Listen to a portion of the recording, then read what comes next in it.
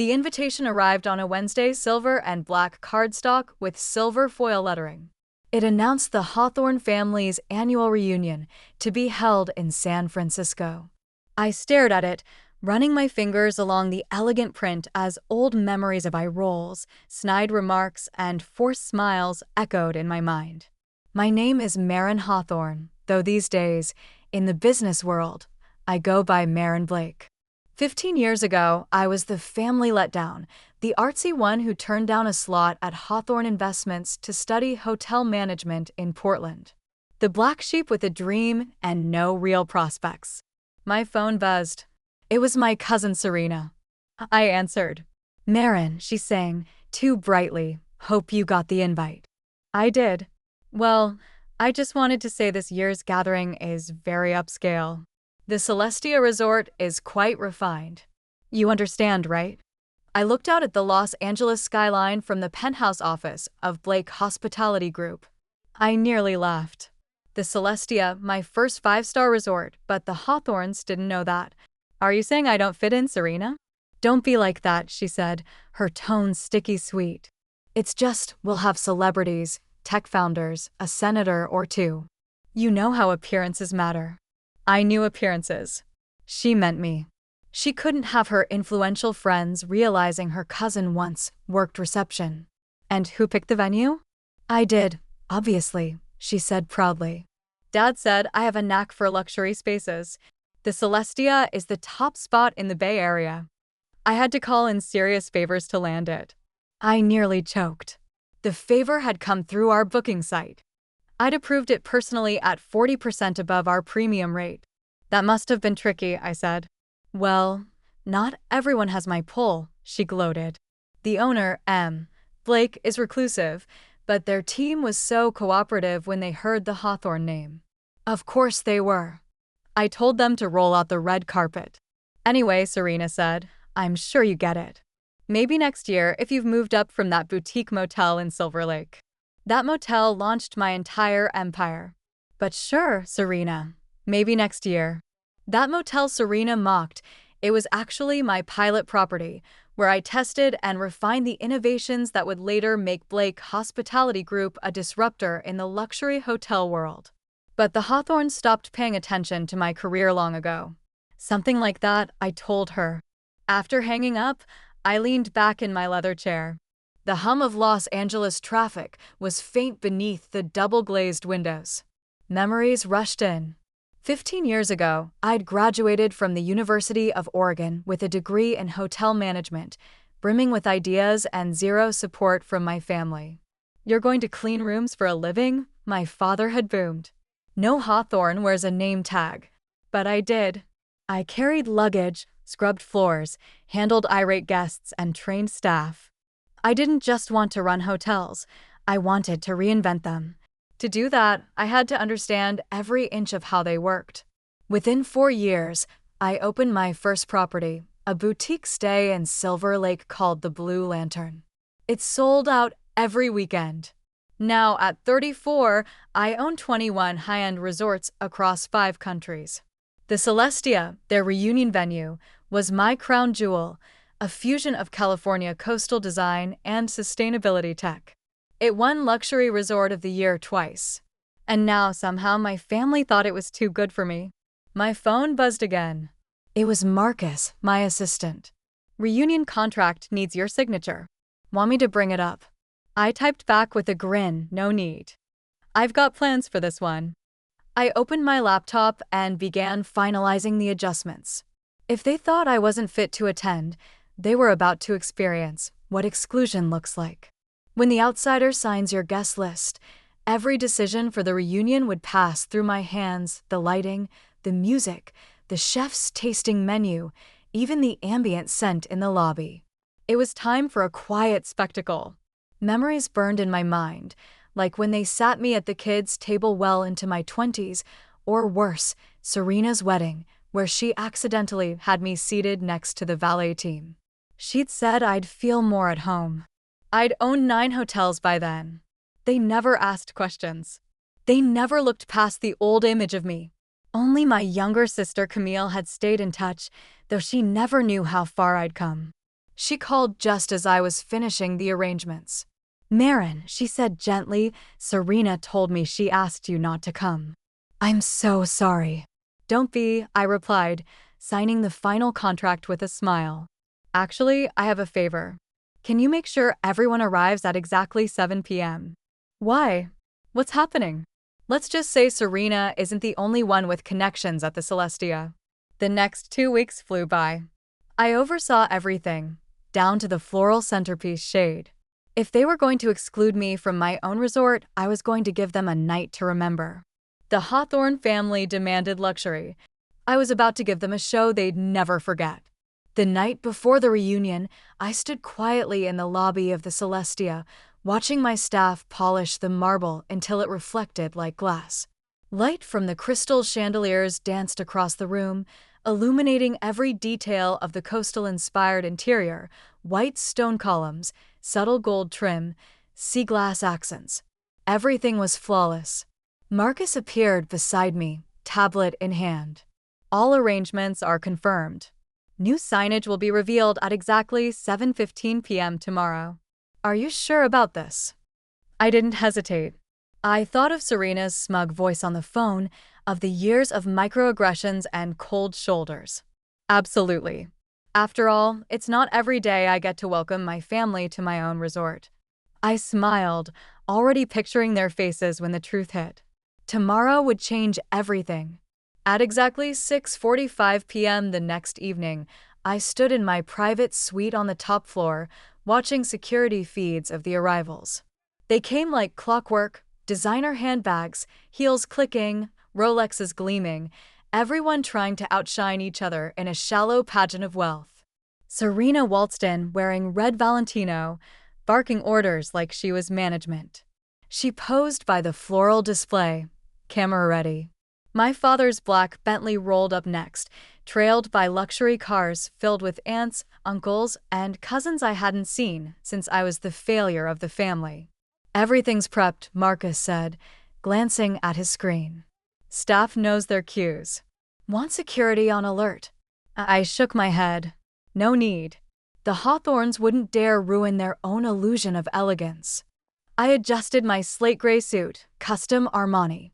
Not that any of them would believe I knew the brand, let alone owned more of it than half the room. "Let them get comfortable," I said. "This is going to be fun." In the grand ballroom, the reunion buzzed with champagne and self-congratulation. Serena bragged near the fountain, reliving her effort to book the venue. My father circled with old colleagues, no doubt boasting about his stock portfolio. My cousins posed by the Celestia signage, like it somehow validated their status.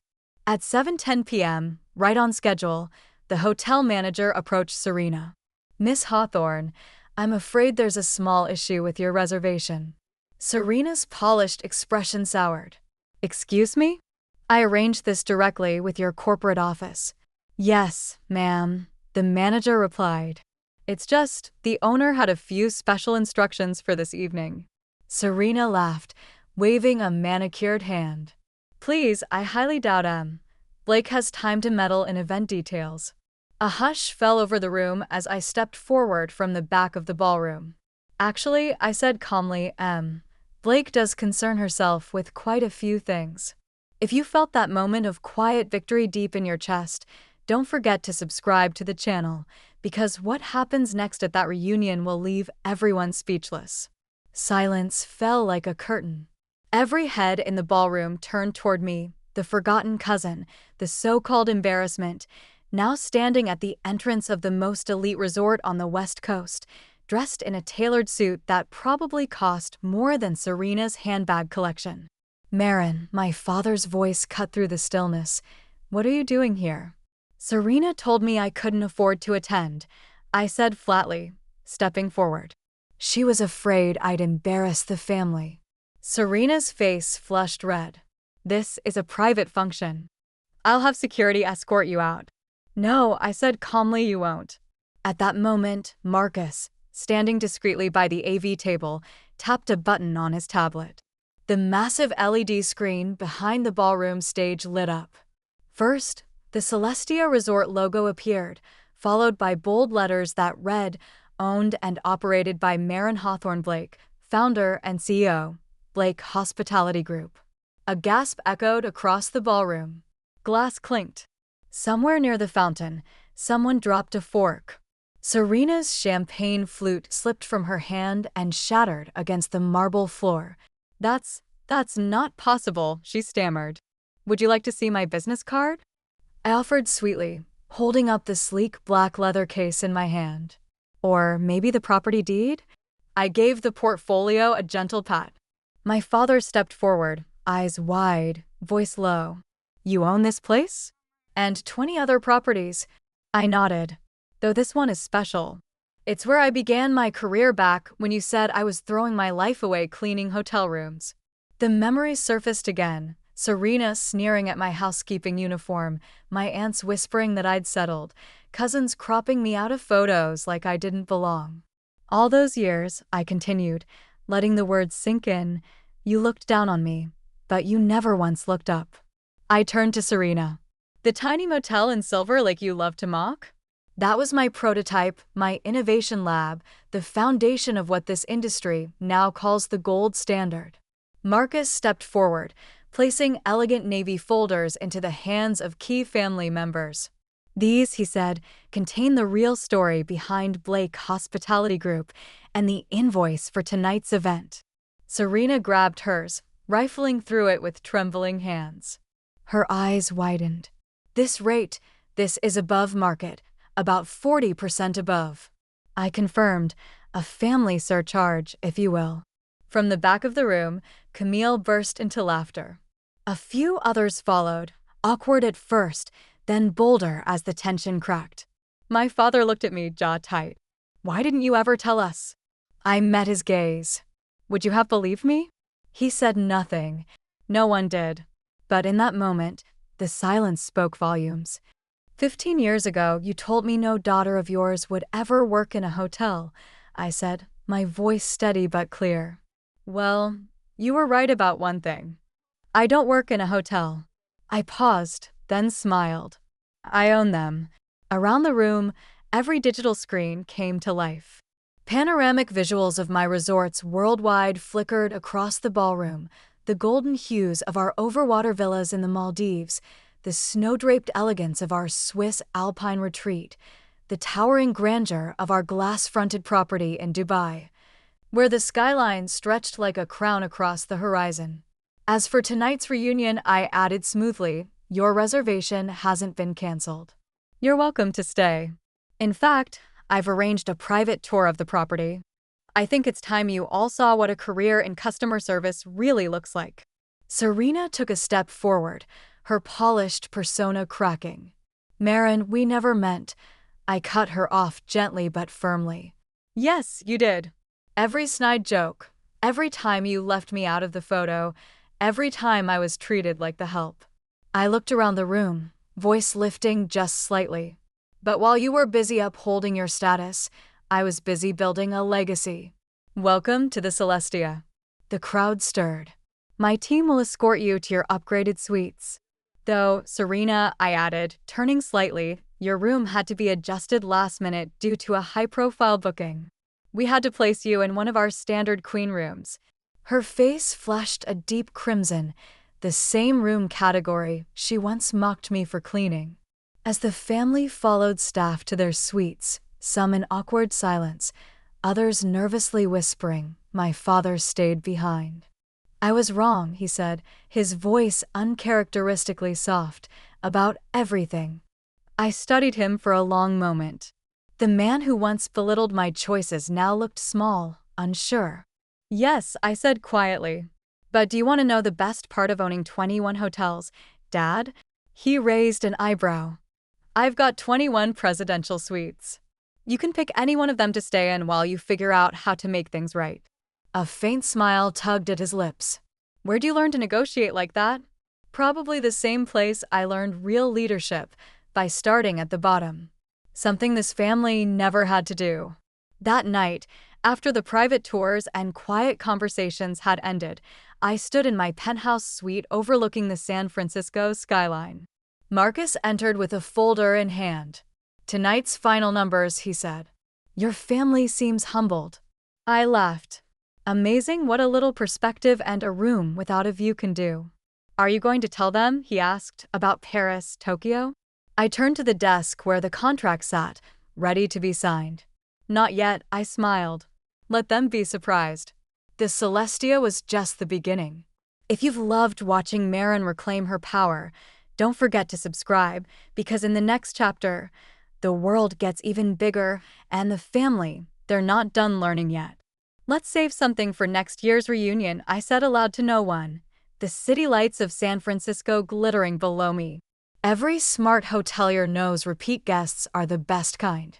I leaned against the floor-to-ceiling window of my penthouse, my reflection framed by the skyline I used to only dream of. The journey from scrubbing baseboards to signing international development deals hadn't been easy, but it had been worth it. Success, I realized, was never about vengeance. It wasn't about proving my family wrong. It was about proving myself right. And sometimes, the sweetest kind of revenge isn't cold at all. It's warm, luxurious, served with a rooftop breakfast and a view that takes your breath away. My phone buzzed. "Serena, can we talk tomorrow, please?" I smiled, typed back a simple line, "Of course. Your breakfast reservation is at 9 a.m. I own that restaurant, too." There was power in simplicity, not just in money or property or prestige, but in being seen, finally, for who I truly was. Not the help, not the outsider, not the family joke, but Marin Blake, the woman who built something real, the woman who wasn't invited to the reunion because she was too busy hosting it. As I looked out at the city and the glowing signage of the Celestia below, I felt it in my chest, that sense of calm, of closure, of purpose. Tomorrow would bring the next chapter in the Hawthorne family story, not one born from old money or empty pride, but from something earned. Because at the end of the day, every great hotelier knows the secret. It's not just about offering a bed. It's about giving people something they'll never forget. And tonight, my family would remember.